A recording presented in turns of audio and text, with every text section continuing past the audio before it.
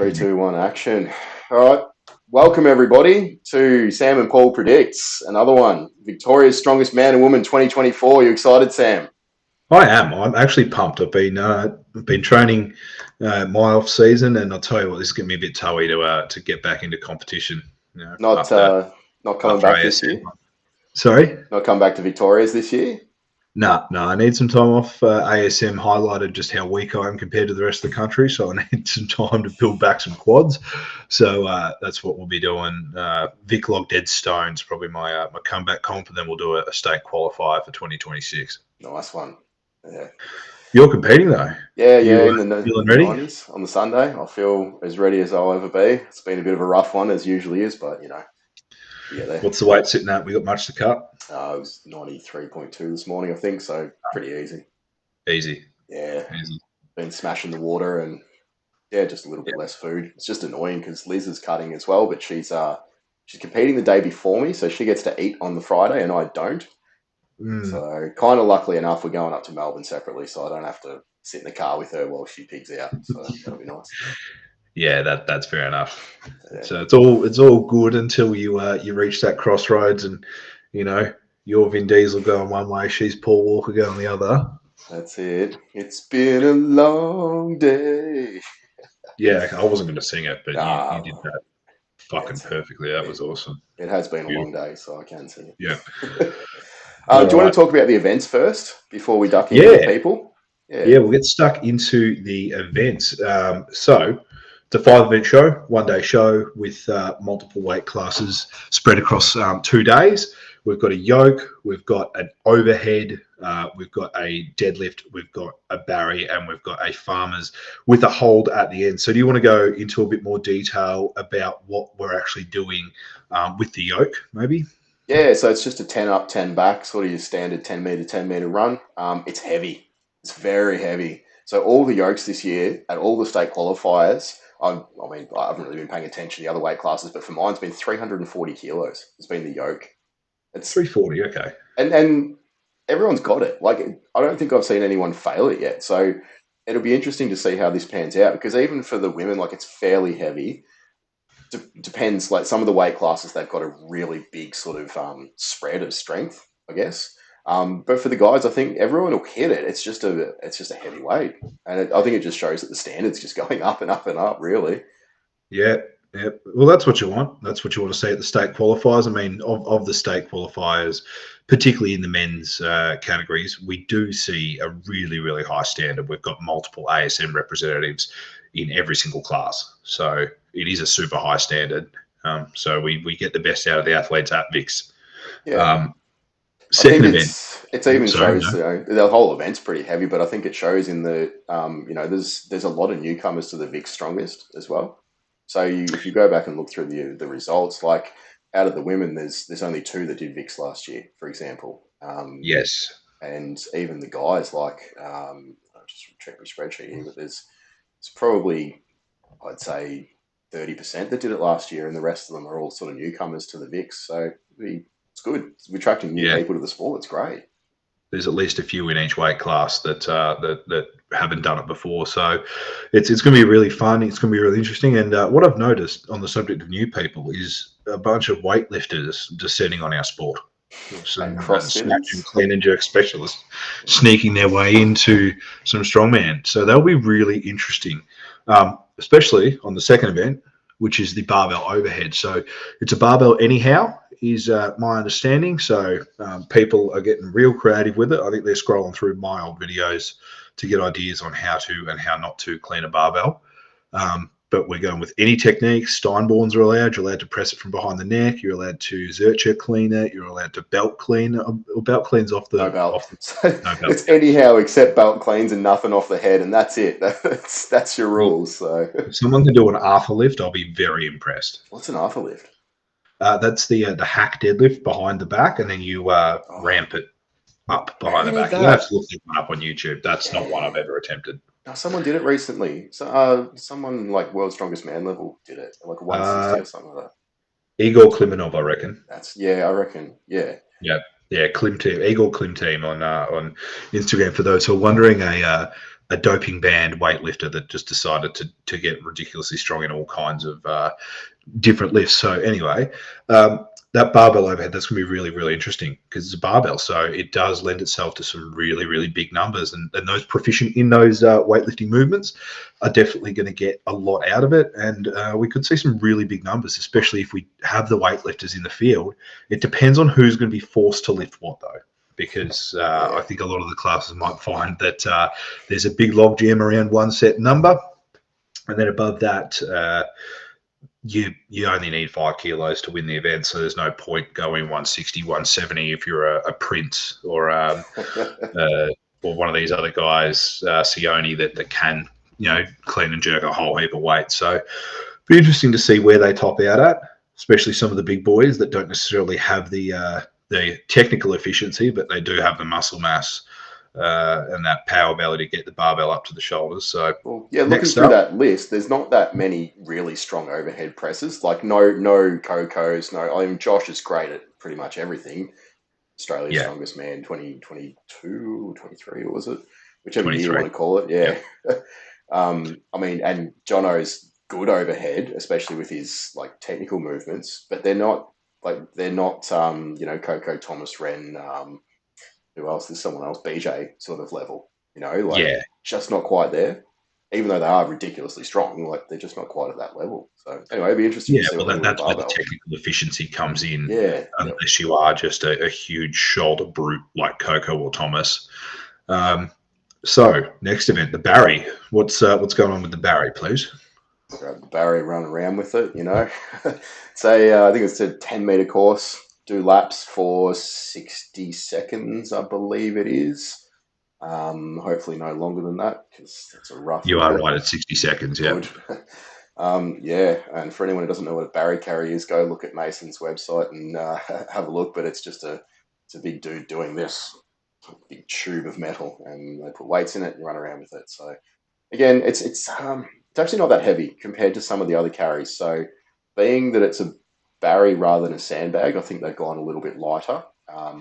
But it will make for some interesting runs because I know there's a few guys that can really move, and especially with the CrossFitters coming across, they might not be as good at some of the static, pure muscle sort of things like your deadlifts and stuff, but they may be able to move with this weight, which is just a little bit lighter. So, I mean, an example is the 90s is 120 kilos, and that's not that heavy, to be honest.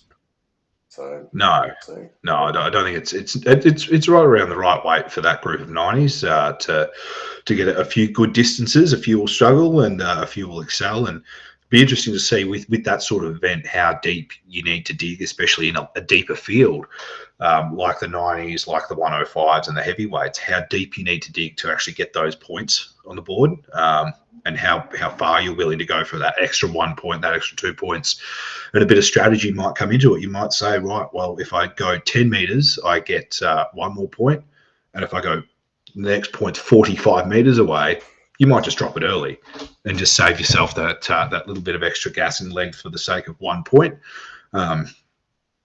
Just so that you're not tanked for the last event. Because I did skip over one, which was the deadlift. So thought there the was a deadlift, deadlift in there somewhere. yeah. So the deadlift is event 3, the Barry is event 4. So the deadlift, what we're looking at is some sort of implement that will be loaded through. Is it a car deadlift frame? It's not a car deadlift frame, but it's a similar motion. So it's a lever deadlift.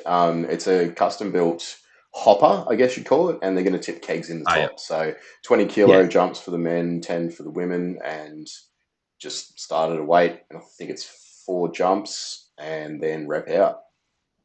Yep. So they're always fun. Get through the first 4 reps and then just see how many reps you've got. And like I said, the same thing with the Barry, and probably even more important because there's 2 events after it, is that you got to weigh up how much each rep's going to be worth, especially if it is a bit of a rep fest, which it shouldn't be at that in the men's categories. Looking at the weights, at least it shouldn't be a rep fest. With the women, given they're all small classes, the leaders probably know how many they're going to have to do by the time they get out there.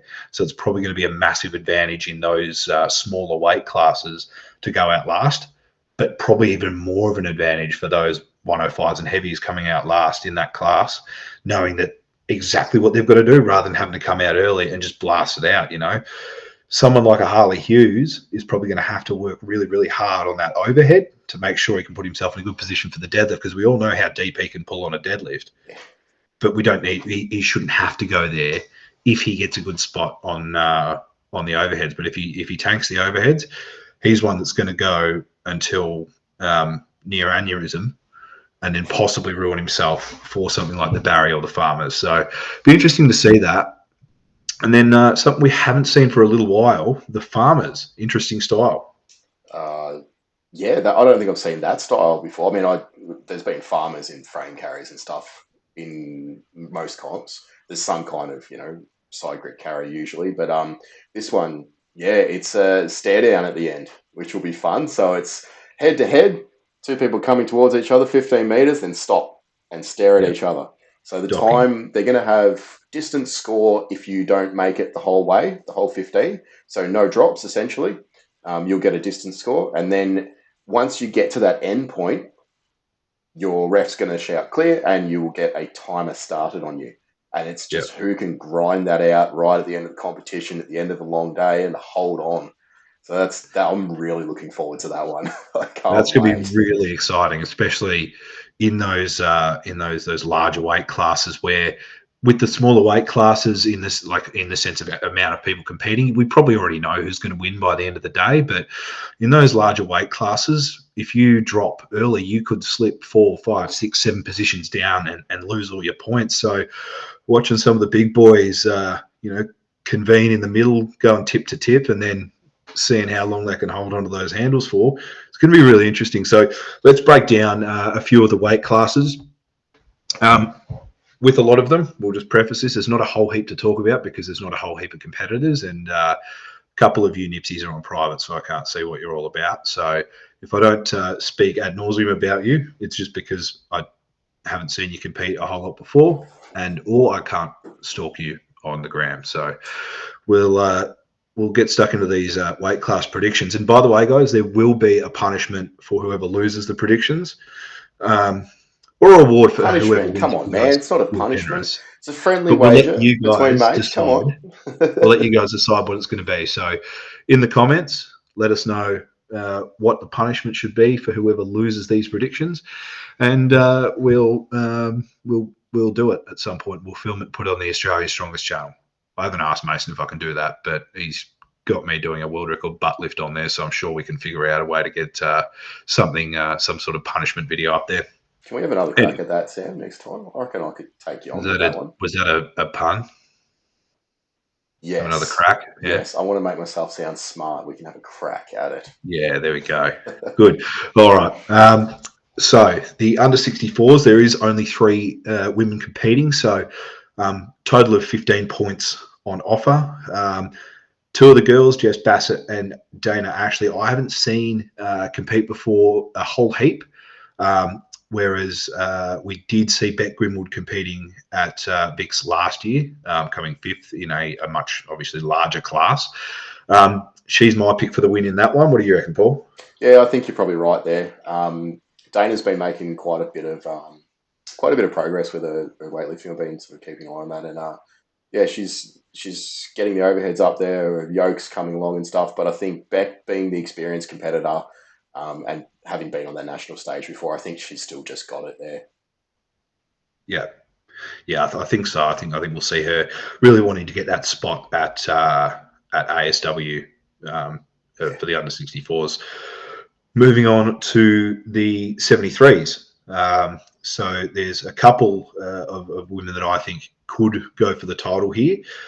Bev, she's been around that top level in the 73 kilo class for a long time. But also Karen from down your way, or down Geelong way at least, halfway to you. So uh, I haven't seen Karen compete in a long time, especially at a VIX sort of level. So it'd be interesting to see what sort of shape she's in, because Yeah, I we haven't haven't seen seen her her at this for a while. level before, so I don't, not that I remember. I, look, it's hard to go past Bev for this. Like 73s is sort of where Bev sits for forever. You know, she's got the techniques, she's got the strength. I think she's probably just going to kill this. But Kez, I And I think, is hope going to so. be I hope close. so for Bev's sake as well, because of the amount of time she has to take out through the injuries and stuff that she's had. So, I hope she can come back, get a really solid win on the board, and then put her nose back to the grindstone for the middleweight championships. Yeah, yeah, for sure. Now, the 82s, Paul, keep it in your pants. In your pants. Come on. We have 3 in this class. Now, as much as Sorry, we need to just be clear. I've trimmed the list to our top oh, three. sorry, have you? So Okay. yeah, yeah. There's Is the how many is 70. in the I class? didn't in the 73s, but in the 82s, there's a fair bit more than that. There's more. Okay. Yeah. Well, that makes things interesting. Like I said, because the more in the class there is, the better. Yeah. So we've got a few in there. Lots of names that I haven't seen before at VSW level. So that's going to be interesting to see how they all go and sort of where they fit in the scheme of things. Liz is obviously the supreme talent in this under 82 kilo pool. She's competed at ASW, podiumed at ASW in the 82s, did Yeah, she? third and fourth, I think, for Third. the last 2 years. So yeah, And she's. I mean, yeah. Again, you can't and really get competed at past. open weight ASW as well, Yeah, up in Sydney. So she comes in the raging hot favourite. Uh, you called her the throbbing favourite before. I don't know why you did that, but I anyway. mean, I think you can guess. um, but it's not going to be all easy for her. There are some dark horses that have entered the field. One of these weightlifting nipsies that I spoke about. So I've put Genty as number two just because I've seen a few of her videos. I'm not sure that I've seen much of Haley's stuff, but I still have those as those ladies as second and third. Genty is like some of her videos. She's just like playing around with 80 kilos on the barbell, and I know that that's not much off Liz's max. So she's my pick for the overheads. But again, like it's hard to pick some of this. I know Genty was doing comp weight yoke last week. No, less than comp weight yoke last week, and struggling with it. And I mean, I can guarantee you one of these girls is going to come through with like just one event that catches everyone by surprise. Like a really strong grip or something, and just ruins the last event for somebody. If I it's I one of can those. see it happening, but Yeah, I I think you've got to look at Liz's past performance. And again, I'm a little bit biased, but you've got to look at her past performances. That's what she said. You've got to look at the past performances. She's a grit athlete. She's going to grind out a win however she yeah, can. That Barry, if it comes to it, she'll fall over with the Barry. mm. She will absolutely smoke that yoke. 240 is nothing for her. And the Yeah. I think this is farmers, where yeah. experience really does come to the fore, and you hope by the time farmers comes around, she's already done enough to secure a victory. But who knows? Yeah. Who knows? Like you said, it might come down to a fight on the farmers. And I'm pretty sure I've seen Liz do a deadlift rep that took her 38 seconds, so she's not afraid to grind. But before this podcast has to end prematurely, because Paul's ended prematurely, let's move on to the open class. So, again, there is a clear standout here for me, and it's someone that competed at ASW and made a significant wave on the podium in the 82s and competed in the Open. She's doing the Open this year. It's Sarah Halifax. We've both got her for first. I think that's a pretty clear and obvious choice in that regard there. Yeah, for sure. I mean, and Lenisa in second. Probably the other two, mostly because they're more unknown. Now, I've seen Lucy compete before. She competed at one of the other strongman feds in Melbourne, and she did really well. But she was the only competitor in the weight class. It's kind of hard to judge how she will go in a fierce competition. For me personally, she may absolutely shine through. I just think not knowing the other two, like her and the other competitor, Justine, I can't really pick between the two. And knowing Lenisa, I mean, she's a good competitor as well. Just not quite that level that Sarah's at the moment. And Sarah's fierce. I mean, she's not going to let any points go easily. She'll be really mad if she drops a point. I think so. I'm picking her to go straight first all the way through. But there are points to be gained when somebody is that fierce. Mm. There's the possibility of mistakes, and like I said, if some of these girls aren't smart enough with having to pull away from that Barry carry when they need to, or stopping repping out the deadlift when they need to, it's okay to share half a point rather than dig that extra little bit deeper with a 200 kilo deadlift and ruin your posterior chain for the remaining events. So some strategy could come into this, and when you've got competitors like Liz and Sarah that just go absolutely all out every single event, you can have little errors like that creep in. So that's where the other girls sort of have to watch and be smart and try and climb some points back there, because being realistic, they're probably not as strong as Sarah and Liz just through years in the sport. Yep. Those two have reached the top level. They've been there for a while now. So that's in strongman. Not necessarily the strongest person wins all the time. A lot of the time they do, but Damn, there's Taylor. Sorry, I just a little cough there.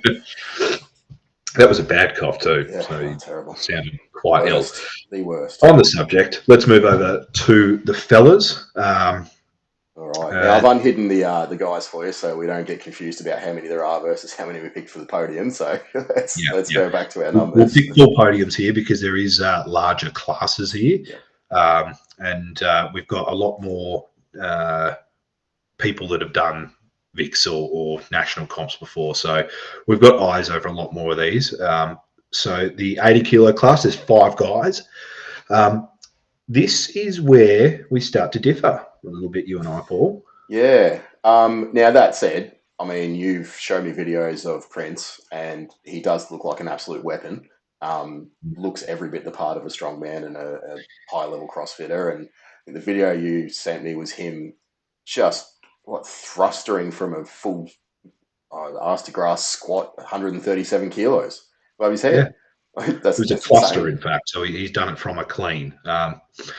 So he could actually win the overhead event with a cluster, which is stupid. Walk But out, so snatch for those who don't 130 know, kilos. Prince is an elite weightlifter from India. He's been training in Australia for years now. I trained with him a little bit at one of the old gyms I used to train at. And so he's coming in hot. He's been doing a lot of CrossFit lately. So he's got that fitness base. He's got that cardio base. I saw him repping out 100 kilo deadlifts like it was nothing on an axle. Looked like he was going over under. I didn't know if he had straps on or not. But look, that sort of thing, whilst it's a 100 kilo CrossFit deadlift, we're talking to farmers with a hold at the end. We're talking to a Barry carry immediately after a deadlift event. Like, I think he's going to win. I think he might upset Smitty on the day, which is a big call because Smitty is one of the all-time greats in Australian under 80 strongman. So this could be a really, really interesting comp for the landscape of the under 80s. Look, I still think Smitty's got it, but I think, to be really honest, I don't think he's been pushed. He's just like Carl Sherry's not there at VIX most of the time in the under 80s. I think he was in 90s last year or the year before and was injured, so he just sort of showed up to show up. And Smitty's just sort of, he hasn't had that person who's really pushed him to the edge to sort of do it. So I think it'll be close. I know Smitty's got decent deadlift. He's pretty good with the yoke and the moving events. But again, Prince, like to most of us, is an unknown quantity. So we'll see on the day. I think it's going to be backwards and forwards. It'll be a good fight. We've both got Jesse coming in third, and I feel like that's probably about right. Jesse's really, really up in his game in the last few years. I just think he's nearly there. Very, Yeah, very he's close. nearly there. And look, it's probably not the overheads or the deadlifts where he can get these other guys, but the speed and the moving events, he could just outwork them. He could just outgrit them. He could just have that little bit of pace. I mean, he is the harness front squat world record holder, I believe. The Northside boys are Yeah, not. that weird thing. Yeah. So he's got a bit of power in those legs. He's got a bit of speed in those legs. We'll see how he goes. And the other boys there, Matt and Demian, there's points available for them if they're able to work through. It's realistically going to come down. I think Smitty and Prince going to hold a monopoly over the overhead events, but the yoke, the Barry, the farmers, that's still all on the table for those boys. I'd And they can probably make some big. They can probably ruin someone's day too. Oh yeah, 100%. Imagine that. All of a sudden you've dropped 5 points and you're back having to push yourself really hard instead of cruising into a win. But Well, the that's other it. Or thing to if your grip consider, fails on the farmers, there's no repicks. yeah, So if exactly, your that's grip it. fails on the farmers and you drop earlier, you're a Smitty or a Prince, and one of these boys holds, makes it the whole way and it is able to hold for a few seconds longer than you did. All of a sudden, you've got 0 points or 1 point on the event, and the other one gets, let's say, five. That erases a pretty big deficit if you've been going 1 and 2 on every event all day. Easily. So as I was saying, like one thing to consider though is with Matt and Semyon, I know Matt will probably compete in Tassie because he's from Tassie. So there's points on the table for the championships, right? So Yes. the top 2 point scorers across the Australia's strongest in each weight class actually get an invite to the nationals. So it could be that they know, Matt's might say, okay, I know I'm not going to podium, but I'll come fourth. Therefore, I'll go there. I'll pick up my 4 points, and that'll push me to the top. And I'm not saying that from experience at all. That's totally not how I qualify every year. Anyway, let's move on. It's a genuine way to get to the top and get to that top level. And I know that there's guys out there that are stronger than a lot of the guys that are going to qualify on points. Me being the main one, but it is what it is. This is the way the championship works. So even people who might think I'm not going to top two, therefore I won't compete. It's not like that anymore. If you can get to a few comps, pick up 5 points at three different comps, you're pretty much a shoe in to go. Yeah. Yeah, and that's the beauty of the system. It rewards consistency as well. So those more consistent guys aren't winning events, that aren't winning competitions, can still make it to that top level and experience that and throw their hat in the ring there with more events as well. And then that is the thing. If you make it there, you deserve to be there, and you can do some damage. Given there is more events, there's a wider array of things. You've got 6, 7, 8 events to work with rather than just the usual 4 or 5. That's it. And So I don't want to bang on too much about myself. We're about to go into my weight class as well, but as an example, I don't feel like I belonged at the top level, but then I got there and I came second in an event. I came fourth in another event, that sort of thing. So it might be that on the day those events actually suit you. I mean, I can hang off a bar for ages. So, surely some CrossFitters can do that too, pick up some yeah, points, come to the thing, hang off a bar for 2 minutes and win. yeah, yeah. I think that we should get the crowd involved in that one, and they actually be able to buy tomatoes and rotten apples to throw at the Yeah, competitors. I think that would really get people involved. you I think that would know, really, I think if we got the athletes to buy the rotten tomatoes, especially the heavyweights, and get Mason to sit up there on the bar, I think you'd get a few more dollars thrown yeah. We could raise thousands. I would have thought. at you. All right. Let's move on before Mason yells at us. We'll get stuck into the 90s. This is your class, Paulie. Here's the So boys. we'll talk through a few. So there's a few notables that I don't think will win, but are every chance of it. But definitely will have some event wins in them.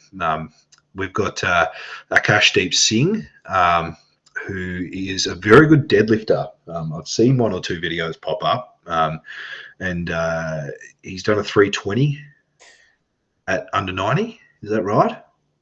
I didn't think it was locked out. Sorry, Cash. Yeah. But it was there, like it was like within millimeters of being locked out. Again, camera angles and stuff are different.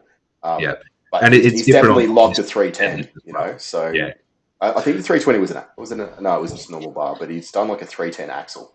So that's like big. that's big.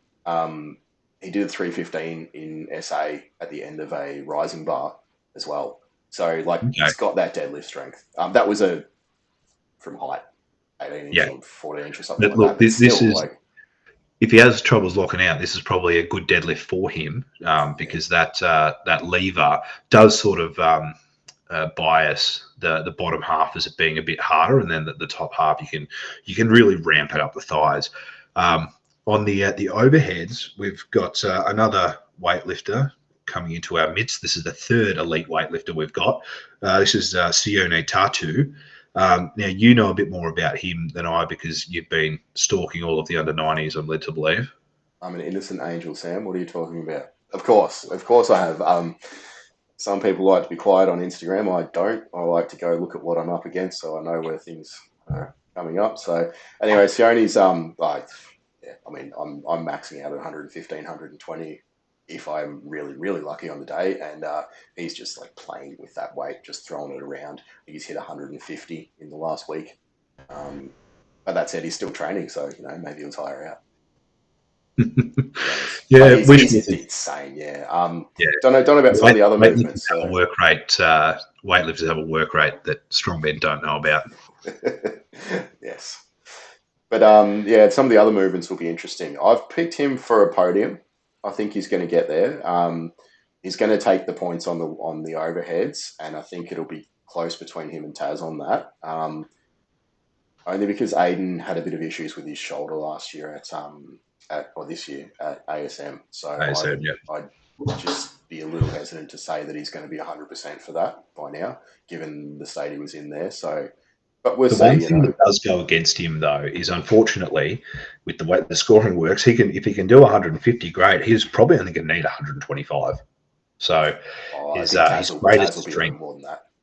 you reckon? Yeah, 100%. Taz's got a really good split jerk, and if he's gonna if he can get it to his shoulders, he's going to push 140. I think, I think he might be doing the old Steinborn.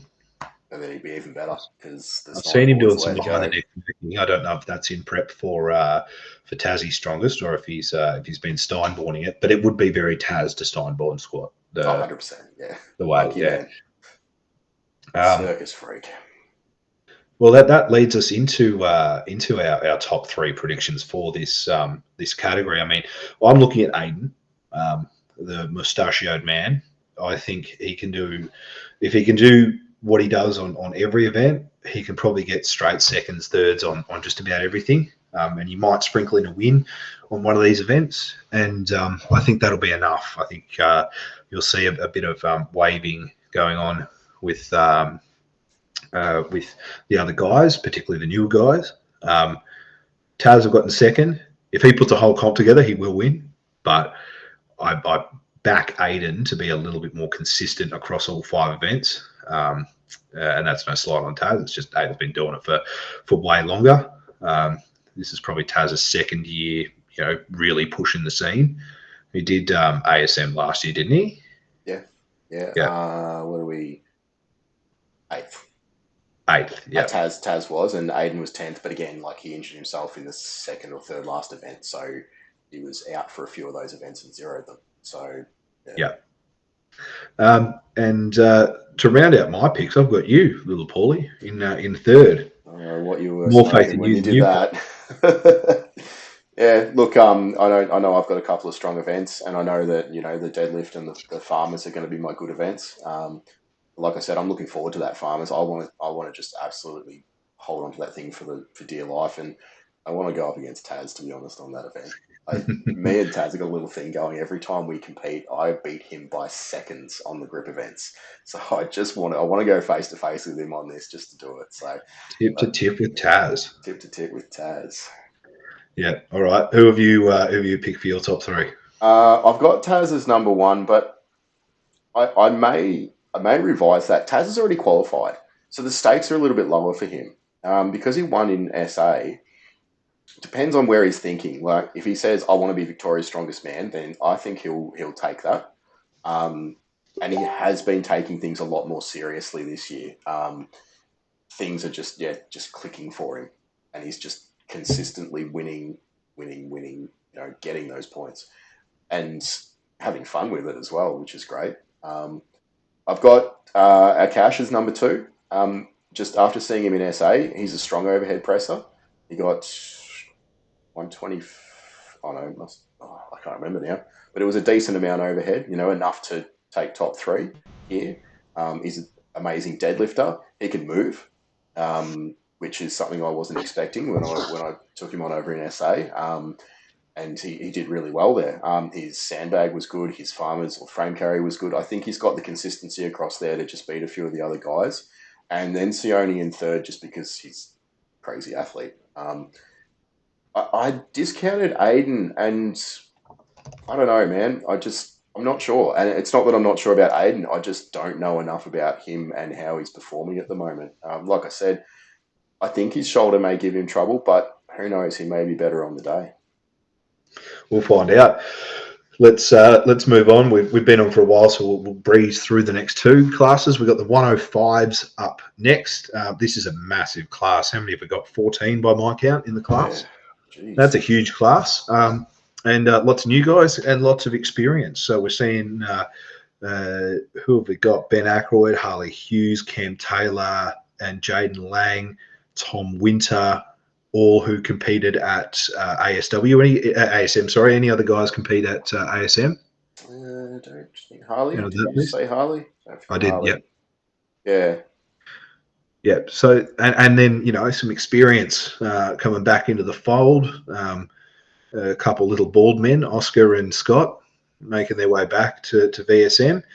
Um, it's going to be a really interesting field, and this one's harder to pick because there is guys that will get in there and disrupt the points. I'll get straight into my picks. My pick to win, if he comes, which you seem to think he might not, is Jaden Liang, Mr. Survivor, big podcasting star. Will if we see him, I think he wins.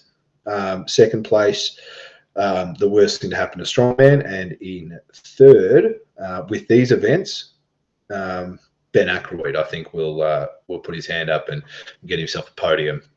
Where are your thoughts at with things? I'm sucking up to Harley after dogging him last year on a call. So I was emceeing, and I might have not waited for Yeah, athletes to be ready let's just before I said let's, athletes ready. let's, No, let's move on from that. yeah. Let's move on. Anyway, I'm giving him first.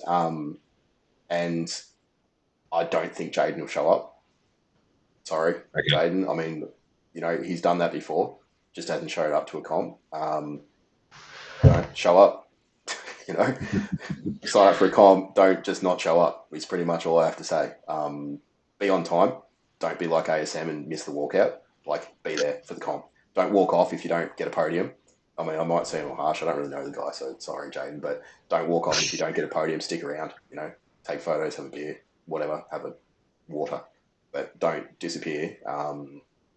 After the thing. Anyway, moving on from that. Harley number one. I've got Cam Taylor as number two, but I think it's going to be close between them, and I think honestly it's going to come down to the very last event, and I think it's going to be back and forth between them all day. I think Cam gets the overheads, but I don't think he gets the deadlifts. I don't think he gets the well, actually, looking at them again, I mean, he might get, the Barry and the Farmers, so who knows? But I think it's going to be close between those two. And I've got Ben in third as well. Yeah, I think Ben could actually push both of them Oh, yeah. and make his way to the top of the podium. I mean, I think if I was picking event wins, I'd have Ben winning the yoke, winning the Barry, winning the Farmers. And then the deadlift, I have him, he could draw for reps. I think he's a strong enough deadlifter to win or draw for reps with Harley and Cam. So it will really come down to who really performs the best on the day. And just on that, if Jaden doesn't compete, Harley's my provisional third, and everyone will just I have Cam winning, Ben second, Harley third. I just thinking about it now, I reckon the yoke decides it. I think That's as a in call. Yeah, when they start out, whoever's got that one little bit of advantage knows where they're going to be. yeah. Well, look, the overheads is it being the next event. The yoke doesn't really provide any advantage going into the overheads because it's an attempt selection anyway. So it's the overheads that's if Ben can hang with the guys and keep himself, third or fourth, so that he doesn't have to guess how many reps the rest of the field's going to do. He just has to guess how many reps Harley and Cam and Jaden are going to do. I'm not discounting anyone else. I don't know how strong Oscar's going to be. If Oscar's back to full strength, he'll be dangerous on the deadlifts. There's a lot of other guys here that can get some points on other events. Scotty Loudon on the overhead press, but I haven't seen much from those guys in the way of training, so it's a bit harder to say. Oscar followed me today, so shout out Oscar. Thanks. I followed you back, but I haven't looked at any of your stuff yet, so I can't put you on the podium if I don't know what's going on. So sorry. Yeah. Did you want to talk about some of the newcomers, or will we move on? I don't have any knowledge of who they are, Yep, so we'll move on from that for now. But I'm sure we'll get a little bit more info about them on the weekend, and then when hopefully a few of them start doing more of these comps, we can start talking about them more. It's sounds good. And you'll be on the mic unfortunately, anyway, so you're going to know all about them by the weekend. So that'll well, be that's great. it. That's it. On to the heavyweights. Another massive class of people. By my count, 12 of these big boys. Nearly a full rugby team, actually. So that's impressive. This is one of the biggest heavyweight fields. Honestly, heavyweight strongman in Victoria has boomed in the last sort of 3 years. It really, since COVID, maybe people actually just sat at home and got fat over COVID and became heavyweights, but it really has boomed in that sort of time frame. Um, and maybe it's actually the opportunities, the pathways now become clear to ASM. So maybe that's the key and the secret was just making that pathway clearly defined so that everybody knows you have to get to get to ASM, you have to do this. There is two ASM competitors in the field. Jono and Josh, who obviously won in 2023. Um, this is a big field. It's This is a big huge, field. but also physically big. These guys are massive. Like you've got Yeah, Gav Wallen, Steve Rector, Brady Watts. Like I'm just skipping over a few of them here, but Jono, Peter Sar. Like I don't know Rocco, but I've seen a few pictures of him. He looks I've seen Rocco competed at Vic Log Dead. I believe he actually competed in the Masters class. I could be wrong there. So if I've added years to you, Rocco, I'm sorry. But I yeah think that Rocco competed Vic Log Dead in the Masters class. So he's actually stepping into the open weights for this one. Um, and Phil Kirstens is no small boy either. no. I don't know how he finds knee sleeves to get over his calves. He's a big man. well, hope Jaden And Lang doesn't try and cut he's him a in good half. overhead So presser too. Good with the log, yeah. Phil.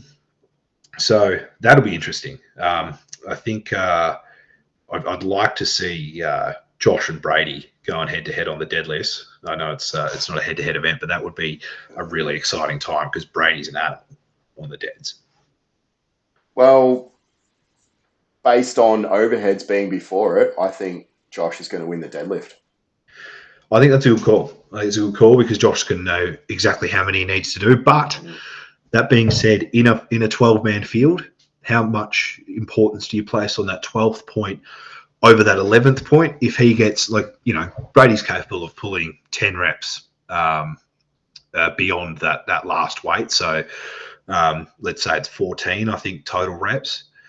If Josh gets to 11 and he's already second, he could probably just put the cue in the rack, and he's smart and he will do that. I He'll think know Brady's going exactly to, how many reps he needs to do. yeah. Um, so I would actually predict that to happen. I predict he gets second, and Brady wins the deadlift event by 3, 4, 5 reps, with Josh coming second in it. Given I have Josh winning a yoke over Brady, and I have him winning the overhead over Brady as well. Josh is capable of probably a 180 on the day overhead, Yeah, I easily. think. How do you have Um, Jono stacked up for his barbell overhead? I don't know what Jono's up to. I don't even know if Jono knows what Jono's up to most of the time. Well, Um, considering he can put 120 kilos with one hand over his head, I think we're 240, you're saying? Is that what I'm oh, hearing? sure. That's what it is. Yeah. Yeah, that's how he works, Yeah. isn't it? Double it. Yeah.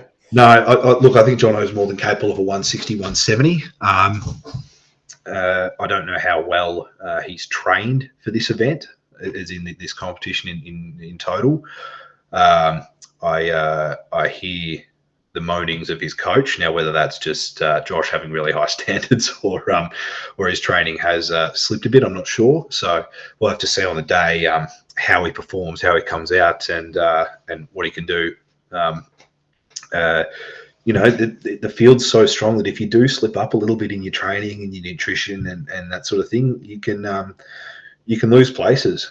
Someone like Brady, someone like Phil Kersons, even Muhammad. You can have these guys just come sneak in and steal points off you. It's probably a good call there because Mo's a really good deadlifter. So we'll see quite a few reps out of him, I think. Yeah, Although yeah. he's often suited though, isn't he? he is oft suited, but I think he's got a decently strong raw pull, so we could see him disrupting a few of those guys in that deadlift event. And I don't think he's having to deal with fasting or anything right now. So he's probably going to be nice and fat and happy in the heavyweight class, really filling it out. So Nice. he's going to be one to watch on the deadlifts. He's got that build that when now we're talking about the bigger boys with the barrel chests and the power bellies, something like the Barry can actually prove difficult.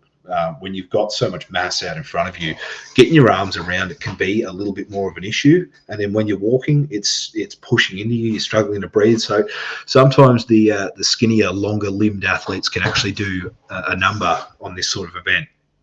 Yeah. I think the overhead probably puts Mo out of contention. I think he'll probably place near the bottom of that pack, unless his overhead's improved significantly since the last time he competed. But things like deadlift, Barry Farmers, like he'll come home with a wet sail. I think he might start off a bit rough, but come home really strong. Yeah, it took me a second to process what you were talking about there about wet sails, and I think I got it. But I think you mean he wets his You never sail. heard that And coming home with nah, a wet mate, I'm sail? not. Do I look like I have a set foot on a boat? I get seasick in the bay. Oh, my word. Okay. All right. Well, in the comments, let us know if you've ever heard of coming home with a wet sail or if that's just gibberish to everyone. Anyway, my predictions for this weight class, I'm going to go Josh Pataka first. Aside from if he drops a point deliberately on the deadlift, I don't see Josh dropping a point to these guys. He's Australia's strongest man 2023 for a reason. He is genuinely one of the strongest human beings in the country. So that's what I'm going to give him. I'm going to have Brady sneaking up into second, getting that ASM spot, and Jono in third. But definitely, Jono could win if he really pulls the finger out. Jono could definitely challenge Josh. Yeah, and look, I'm with you on Josh, the big monkey man, the sleepiest man in Australia. He's definitely got it, and I think he'll be back for that top billing for ASM as well for next year. I've got Jono in second, so I still think Jono's got it in terms of just getting there. When you said Jono hasn't been training much, I didn't think Jono trained at all. He just looks like he rocks up and has a bit of fun and throws things around. And yeah, I think he's still just sort of finding his feet if he's going to really push for being a really strong competitor versus being just someone who comes along for the fun of it and just being ridiculously strong naturally. And then I've got Brady in third. I think his overhead and moving is just not quite up there with Josh and Jono, and I think his overheads are be where he loses the points. I think he's going to be mid pack on that. I love you, Brady, but sorry, man. I think you're really going to struggle in the overheads against these guys. They're just crazy strong. But it would Yeah, be well, good to see. that's the thing is when you do have guys like Phil Kerson's in there who, I think I don't know whose idea it was to put Brady in the B group at Vic Log Dead Stone because he push pressed. I think Phil beat him on the log with about 150 on the log, I reckon, and Brady got 140. And then Brady came and opened on 360 on the deadlift or something like that. So I don't know who put him in the B group there, but you've got Phil, guys like Phil. Rocco's a good overhead presser as well. A lot of these guys will be about who's actually got the speed and mobility to get the weight to their shoulders, and once they get it up, they'll be capable of pressing 140, 150. So that's another thing with the heavyweights is you start seeing the stiffer builds. So it will be a little bit about who's happy enough to fight that bar up to their shoulders, or who's been willing to work on their mobility and speed enough to get it up to their shoulders. We won't go too much into the Masters. There is one competitor in the 105s unders and two in the overs. So we're not going to give a podium for that. We'd love to see weight classes. Here's number one and here's 1 and 2, and we can just say, I think this guy's number one and you think he's number one. Oh, controversy. I don't know if I've seen either of the guys in the overs compete, so I'm confident in placing Dave Ricketts first in the unders. But the two guys in the overs, I don't know if I've seen compete. So we'll leave that for now. That might be it for us, Paulie. It I is think it 10 is. o'clock. It is. It's past my bedtime, very much so. Mm-hmm. Got a weight cut to finish off. No salt, no carbs tomorrow, so that'll be fun. Ooh, fun. I'm going to go have some salt and carbs right now, actually. Ooh, Thanks. I just had some, but no I'm going to more. have more. I'm gonna eat lollipops all day. Yeah, okay. All right. Thanks, man, and good luck on Saturday with the MC gig. I know you'll kill it. I'll be this chilling back, just watching people compete and eating my guts out. So it will be fun to see you guys compete. Good luck to all the competitors. Great work in all your training, and we'll probably see all of you that we've listed on the day, with maybe one or two exceptions, and hopefully we don't see any exceptions. Yeah, and it'll be a great weekend. Yep, it'll be great, guys. Good luck to all the competitors. Um, we'll say good day to you all on the Saturday when I'm commentating, and then you've got Budini on the Sunday. So enjoy his dulcet tones. Remember to let us know what you think the punishment for the loser should be in the comments here. Like and share and subscribe depending on what platform it's on, and we'll try and get this one out a little bit earlier next time there is a comp prediction to do. So catch you next time.